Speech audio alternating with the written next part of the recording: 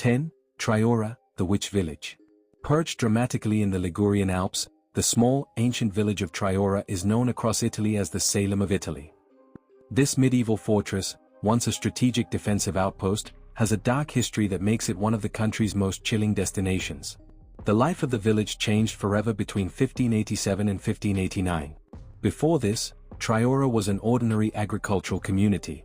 However, a severe and crippling famine struck the area, causing crops to fail and livestock to perish. Desperate for answers, the terrified populace, fueled by superstition and the fire of the Inquisition, sought a scapegoat. Their suspicion fell upon several local women, accusing them of being strega, or witches, who had caused the famine by practicing black magic and consorting with the devil.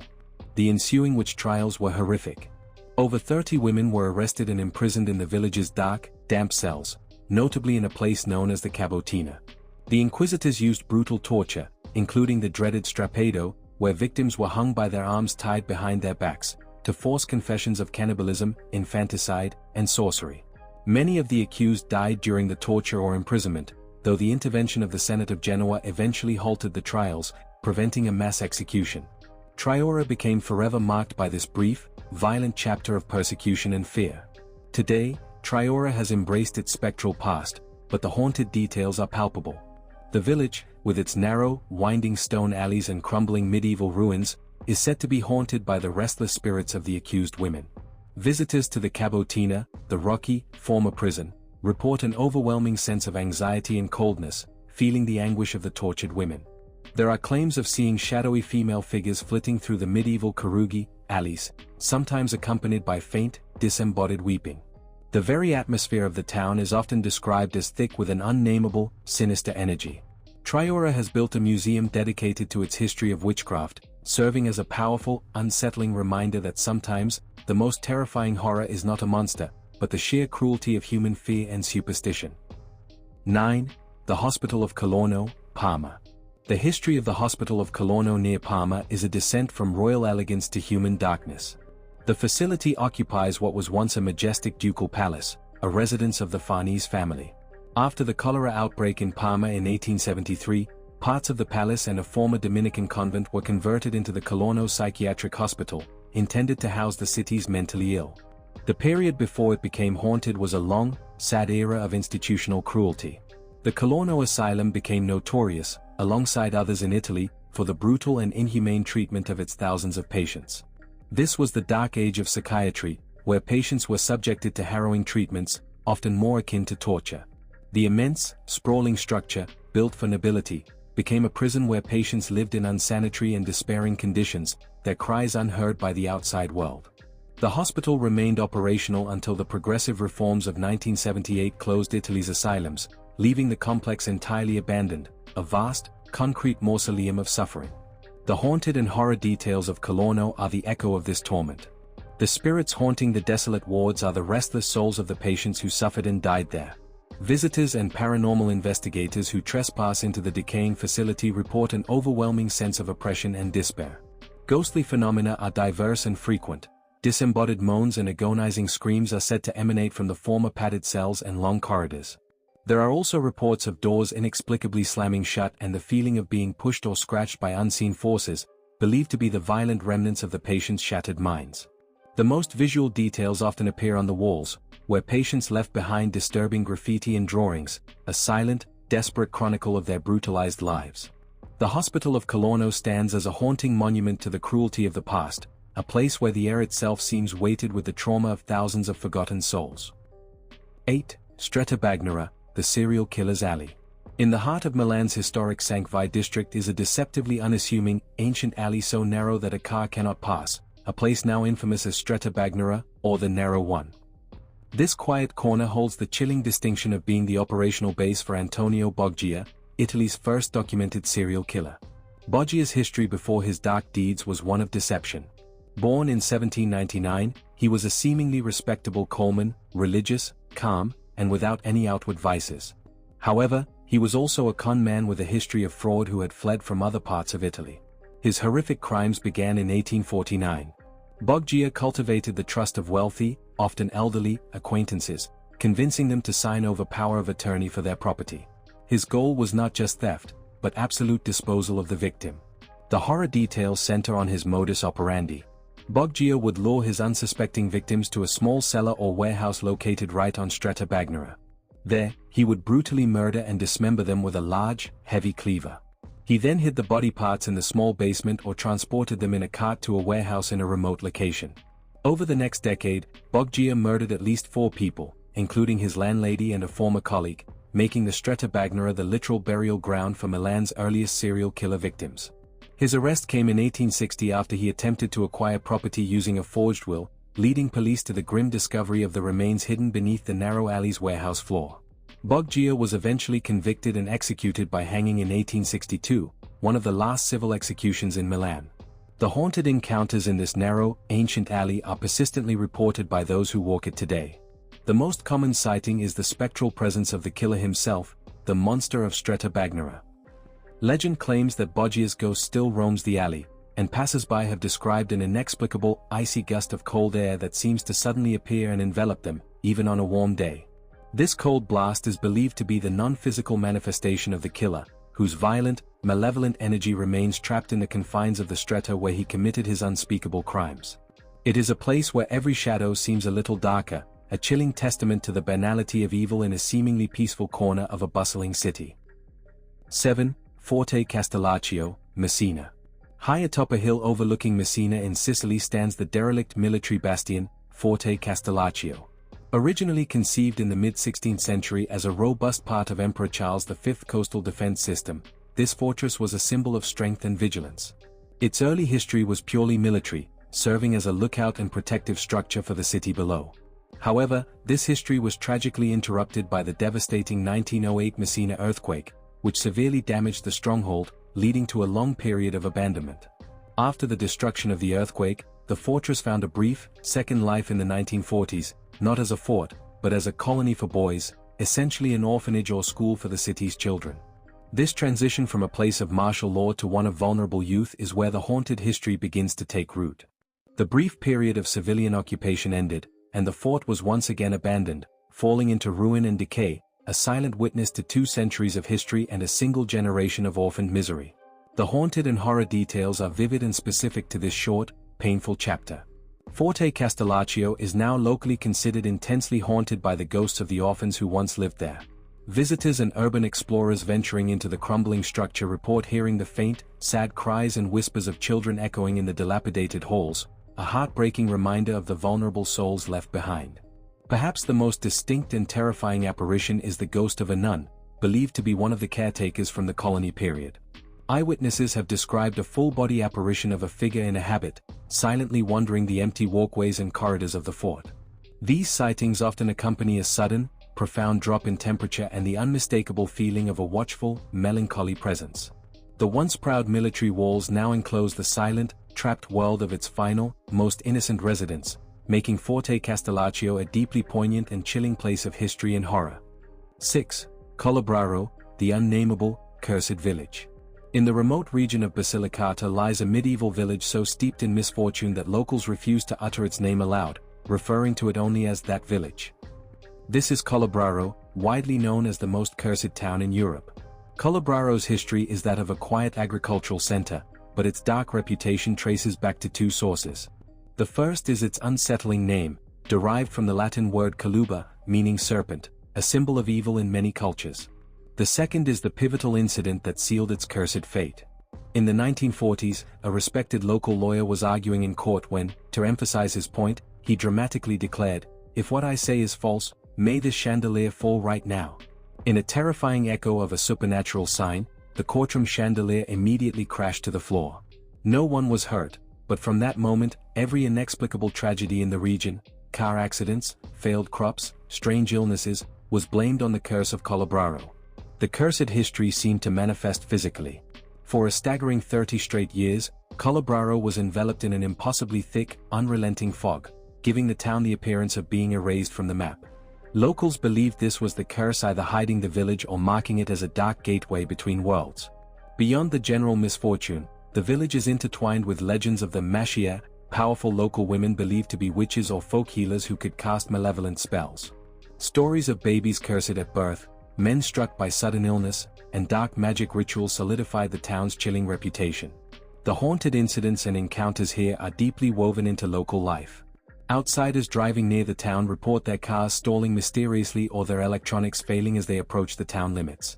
Visitors speak of sensing an unnatural cold spot even in the height of summer, hearing distant, disembodied voices calling their names, and seeing shadowy figures moving through the swirling fog that once blanketed the area. The local tradition is a testament to the belief in the curse. Men from neighboring villages visiting Colobraro will perform a ritualistic scratching of their genitals to ward off the evil eye and bad luck. Colobraro, despite attempts to embrace its spooky fame with ironic festivals, remains a place where superstition is a way of life, and the invisible weight of its centuries-old curse still hangs heavy in the air. 5. Conti Guidi Castle, Castello dei Conti Guidi, in Poppi. Dominating the Poppi Valley in Tuscany stands the magnificent and imposing Conti Guidi Castle, a medieval fortress dating back to the 12th century. While historically significant, it's assumed to have been designed by Arnolfo di Cambaio, the architect of Florence's Palazzo della Signoria, and even hosted Dante Alighieri during his exile. Its ancient stone walls hide the tragic and bloody legend of its most famous resident, the seductive and murderous ghost of Countess Matilda. The history of the haunting centers on a beautiful but ill-fated woman named Matilda, who was married off in an arranged match to the powerful and much older Lord of Poppi, a rigid and violently jealous man. Though living in luxury, Matilda felt like a prisoner, particularly when her husband was away for weeks on military campaigns. She began to take comfort in the company of young, handsome courtiers, messengers, and knights. Matilda was utterly ruthless, though, and knew a scandal would be her ruin. The horror details began with her solution. To ensure her lovers never talked, she disposed of them in the most horrifying way. After their night of passion, she would guide her lover to a secret, dark passage in the castle's underground dungeons, telling him it was a discreet exit. This passage led straight to a deep pit lined with razor-sharp stakes. The unsuspecting men would fall, becoming impaled and dying a bloody, agonizing death in the castle's underbelly. The disappearances became too frequent to ignore, and the people of Poppi began to connect the missing men to the beautiful Castellana.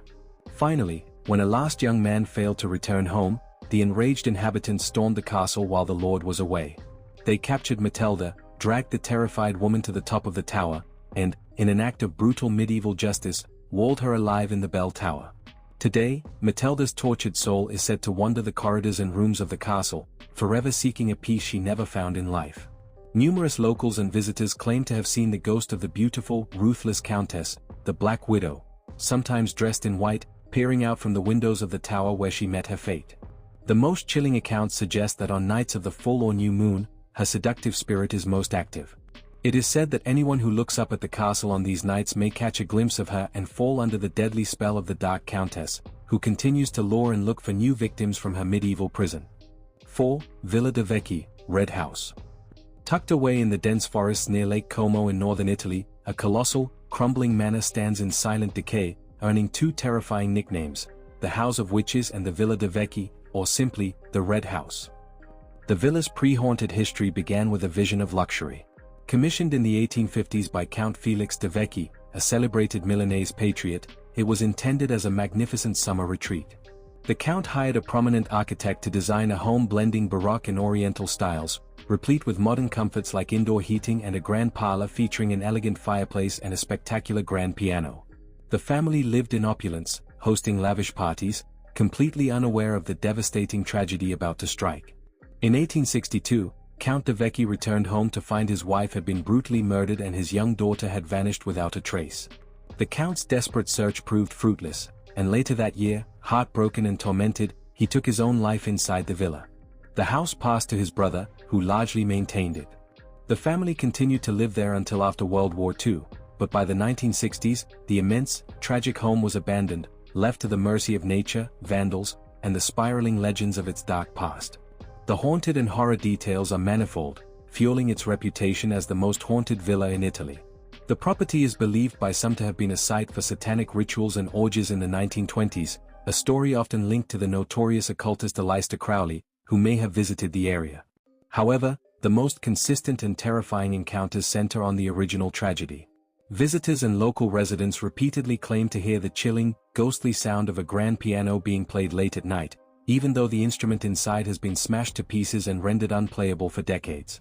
Other witnesses report hearing female wails and agonizing cries, particularly around the summer and winter solstices, the probable voice of the Count's murdered wife.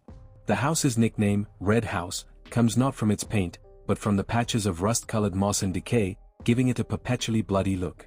Perhaps the most unnerving event is a real-life miracle of survival. In 2002, a severe avalanche destroyed many houses in the nearby area, but the Villa de Vecchi remained untouched and unscathed, a silent testament to a dark power that seems to protect its walls for reasons unknown. Today, the house is padlocked and forbidden, a decaying altar to an ancient family tragedy and the restless, tortured spirits who refuse to leave. 3. Ca Dario, Casa Ca Dario, the Cursed Palace. Floating majestically on Venice's Grand Canal is the 15th-century Gothic Palazzo Ca Dario, a stunning architectural masterpiece whose beauty is overshadowed by a relentless, centuries-old legend.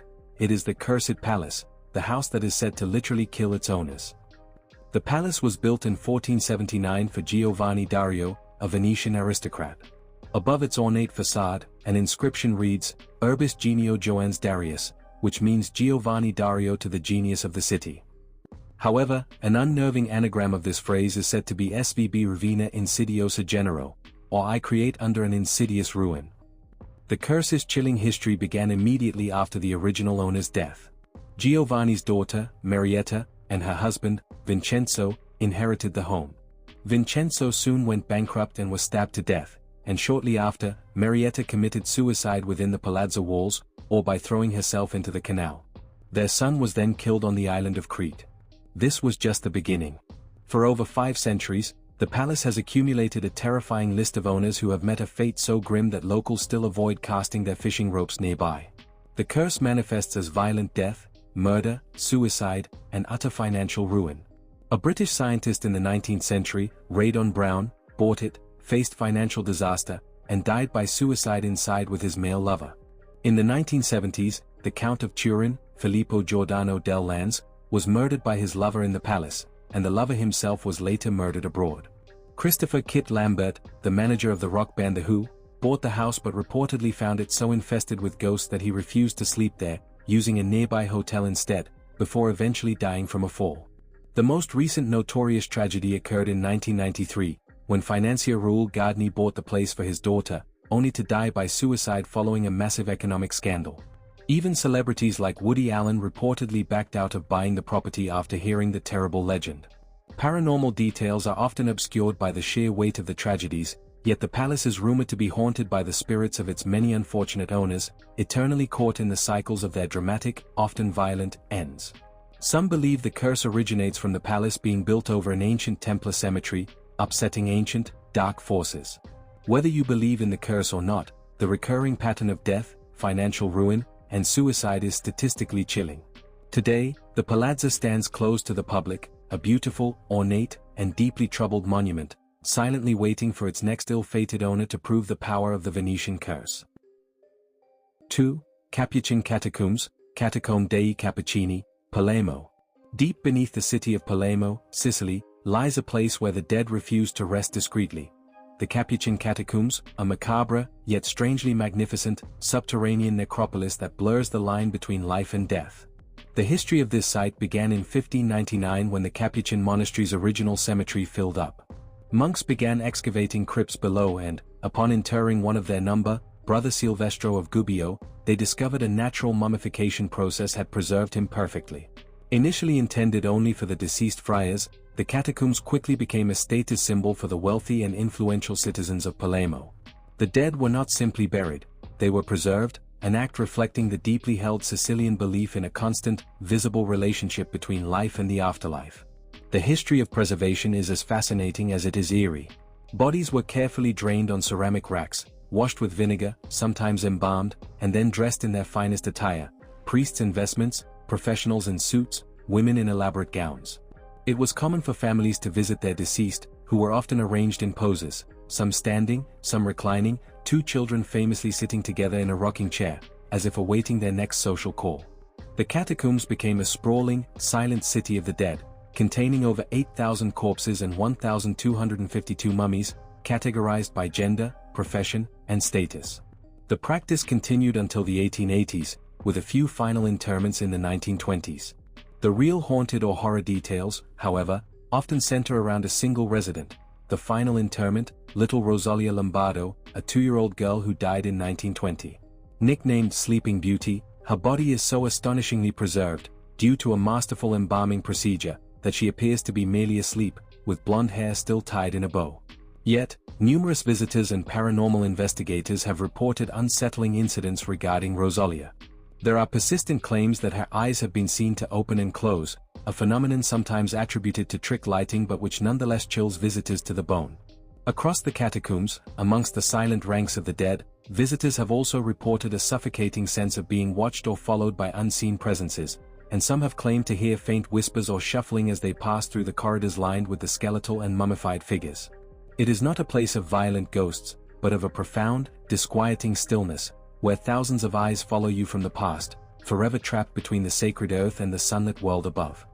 1. Poveglia Island, the Isle of Death. Welcome to the Venetian Lagoon, a place of shimmering beauty, which hides one of the world's most terrifying secrets, Poveglia Island, the infamous Isle of Death. The island's history, predating its dark legend, began as a simple port after the Roman Empire, eventually housing a small community. But then, the plague struck. Beginning in 1776, this tranquil Venetian isle was tragically transformed into a lazaretto, a desolate quarantine station for plague victims. Over the following decades and centuries, as pestilence swept through Venice, Poveglia became a mass burial ground. The living were exiled here to await death. Their bodies, over 160,000 souls by some estimates, were incinerated in massive pyres or dumped into plague pits, their ashes literally becoming part of the soil. The land you stand on, if you dare set foot, is reportedly 50% human remains. This was not a place of care, it was a place of hopelessness, despair, and a terrifying, agonizing end.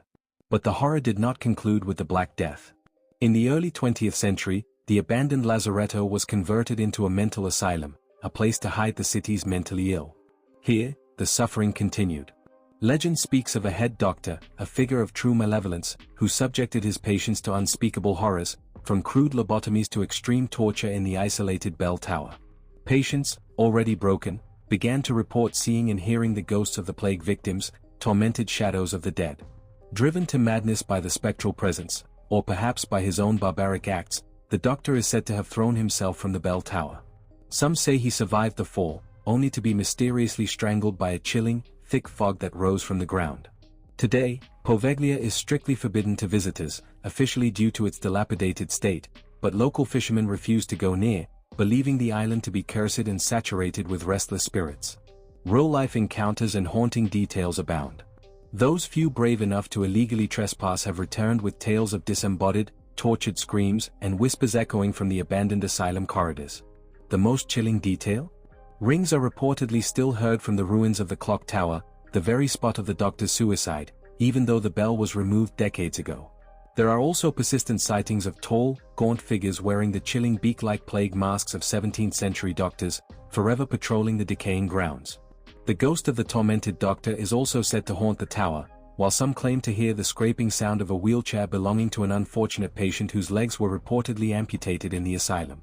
Poveglia is a concentrated point of Italian terror, a sanctuary of suffering, where the dead outnumber the living, and the soil itself remembers every agonizing breath.